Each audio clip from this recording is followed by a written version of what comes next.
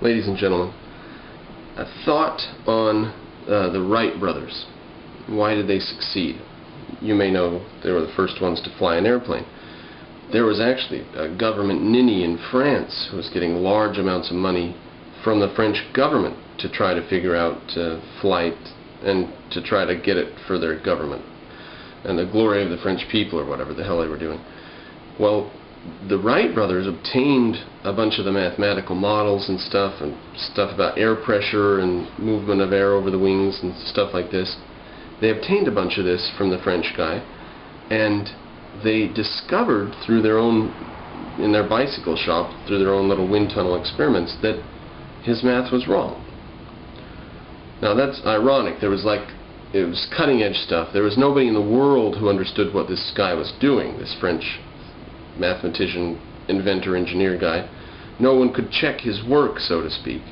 And massive quantities of money were dumped into his project. They built and rebuilt different airplanes and tried them, and they just crash and fall in the water and stuff.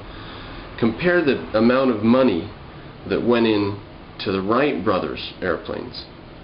Virtually nothing. It was their own investment, thousands of dollars of their own, but no public money went into it.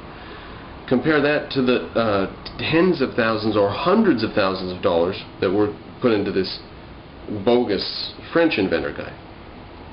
Well, the Wright brothers ended up getting their plane off the ground. And then, like many other inventors in history you may know, they invent something and somebody else gets rich off of it. Not so with the Wright brothers.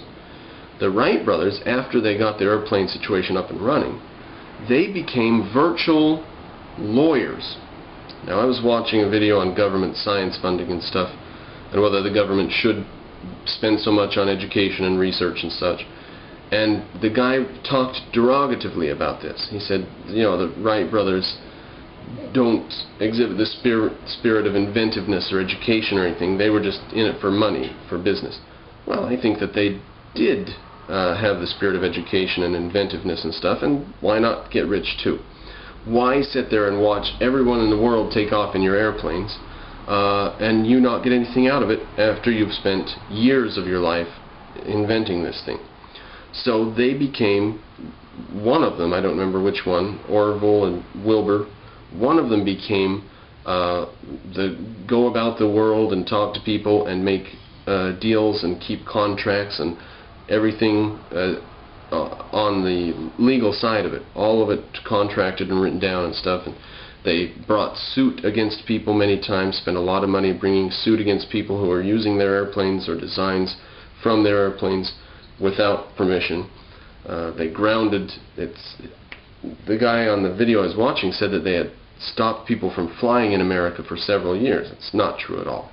But they did stop people from flying without paying the Wright brothers patents. You couldn't use the stuff they invented without their permission or paying them, or whatever. They succeeded not just because of the scientific side, but because of the legal side. Now that's, you know, you can say boo-hoo and that's terrible that they had to become lawyers to protect their investment and their creation and stuff. Well, they didn't have to. They could have just invented it and gone on to invent another thing and kept working in their bicycle shop. But they decided this was a fantastic invention, and they decided that they were going to try to make their fortune off of it. And then one of them died in a plane crash a few years later. But the point of the story then is that this is a complex and difficult world, and there are lots of exigencies about the law and stuff. And you can't just live in a wonderful little Alice in Wonderland fantasy where you are the one who created something, and therefore everybody in the world has to give you recognition. Who's going to do all the work to funnel the money to you, and who's going to do all the work to stop other people from using your stuff if you're not the one who does that work?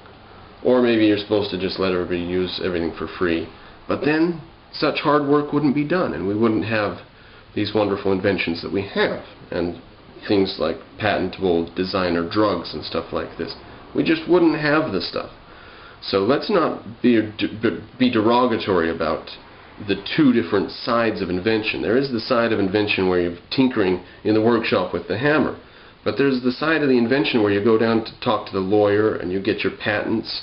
And I'm not saying it's not full of bureaucratic nonsense. It could probably be very much more simplified in a free economy, capitalist country. But even then, there would be lawyers and laws and papers to fill out and patents, and you can't get away from the integrated essence of invention.